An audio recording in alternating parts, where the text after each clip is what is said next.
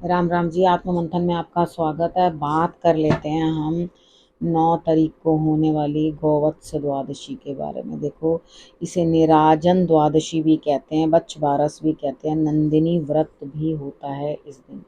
ठीक है, यहाँ पर आपने करना क्या है, देखो, गाय की सेवा जो होती है वो इस दिन की जाती है। किस समय? जब गोधूली के टाइम गायें वापस आती हैं अपने यहाँ, में वापस आ जाती हैं, तो उस समय में जो है, गोधूली के समय में जो है, आपने उनका पूजन करना है।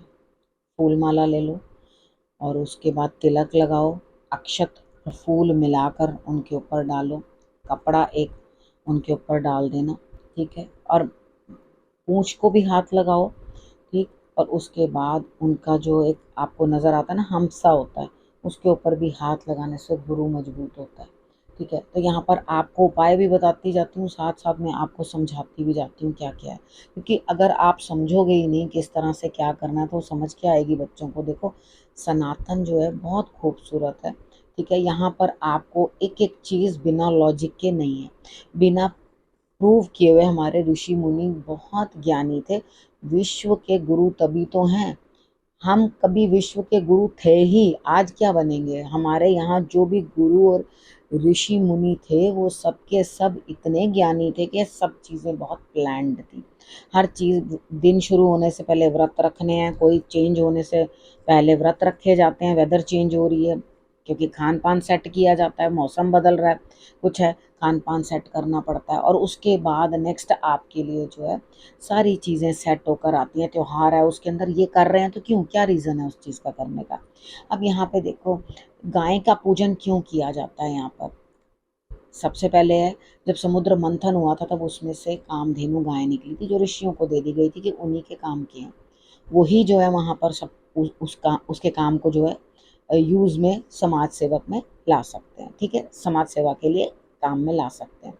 अब उनकी बेटी नंदिनी, ठीक है, यहाँ पर क्या है, जब कामधेनु गाय की बेटी नंदिनी है, तो नंदिनी और उनकी कामधेनु की आपने बहुत जगह मूर्तियां देखी होंगी।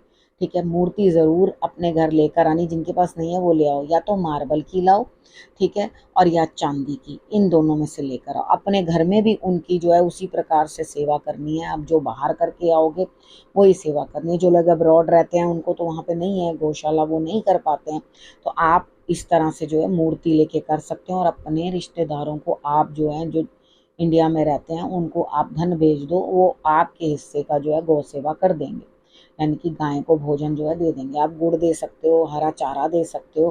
ठीक है, ये सब चीज़ें जो हैं आप उनको खिला सकते हो, कोई दिक्कत नहीं होती।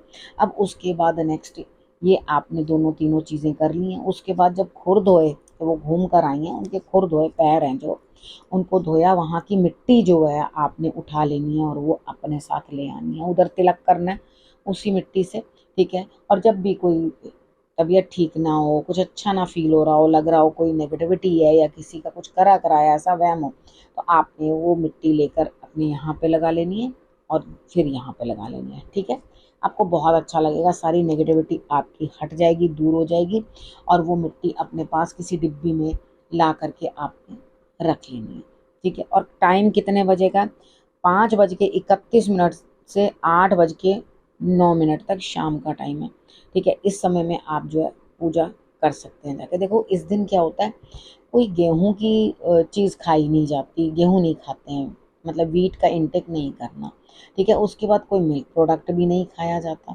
ठीक है, हम वो भी नहीं खाते, यानी कि एक सम्मान दे रहे हैं और उस दिन जो है हम उस चीज़ को अवॉइड कर रहे हैं। ठीक है, आपको समझ में आ गई? अगर आप लोगों ने इस टाइम पे खाया तो वो अच्छा नहीं माना जाता, क्योंकि हम उनके दूध को जो है सेवन भी नहीं करते उस दिन। ठीक, अब उसके बाद बात करते हैं निराजन क्या चीज़ होती है, क्योंकि इसका नाम निराजन द्वादशी भी है। निराजन का मतलब होता है आरती उतारना। देखो कितना बढ़िया है कि हम अपने बड़ों की आरती उतार रहे हैं, तो वो शुरुआत कहाँ से करनी है? गाय से। ठीक है, यहाँ पे एकादशी से लेकर के अमावस्या तक हमारे पास काम ही काम है, पूजा ही पूजा है, बहुत चीज़ें हैं करने के लिए। ठीक है, अब यहाँ पर आप लोगों ने क्या करना है, जोत जगा लेनी है, फूल चावल ये सब रख लेना है। तो उसके बाद आपने गाय गाय माता की आरती उतारनी है, गौ माता की। ठीक है, उसके बाद उनको पूजन करना है और उसके बाद उनकी पुत्री नंदिनी का भी वैसे ही आपने पूजन करना है। ठीक है, अब जो लोग व्रत रखना चाहते हैं उन लोगों को मैंने बता दिया कि आपने 2 चीज़ें जो हैं अवॉइड करनी है, वो 2 चीज़ें आपने नहीं खानी। अब आपने अपने पितृ, अब ईश्वर, ठीक है, उसके बाद मंदिर जाकर, उसके बाद अपने माता पिता, अपने गुरु, इन सब की आपने आरती उतारनी है। विशेष फल प्राप्त होता है इस चीज़ का। तो ये हम आरती एक ही दिन नहीं उतारेंगे, हम लगातार जितने दिन दीपावली तक हैं हम बड़ों की आरती उतारते हैं। ठीक है, अगर आप ये उपाय के तौर पे करोगे, एक्चुअली हमारे जितना भी त्योहार आते हैं, जो भी चीज़ें होती हैं हमारी, सब अपने आप में एक उपाय हैं, हमें उसके ऊपर उपाय और करने की ज़रूरत नहीं होती।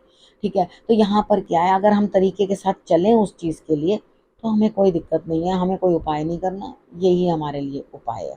ठीक है, चीज़ ठीक से करो, रिचुअल को ठीक से करो। देखो कितनी बार ये चीज़ भी आपने सुनी होगी कि बच्चों का मुहूर्त नहीं निकलता, विवाह करना है, जल्दी से जल्दी करना है, लेकिन अभी मुहूर्त में समय है, अभी विवाह का कोई मुहूर्त है नहीं।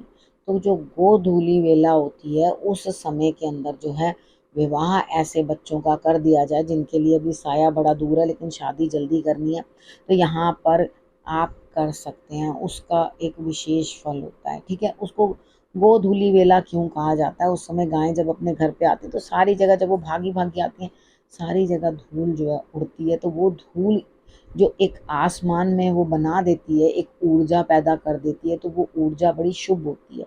ठीक है, एक आसपास में एक ऊर्जा बन जाती है जो आपके लिए शुभता लेकर आती है, नेगेटिविटी जो है वो दूर करती है। ठीक है, तो खुर की मिट्टी लाना बिल्कुल मत भूलना।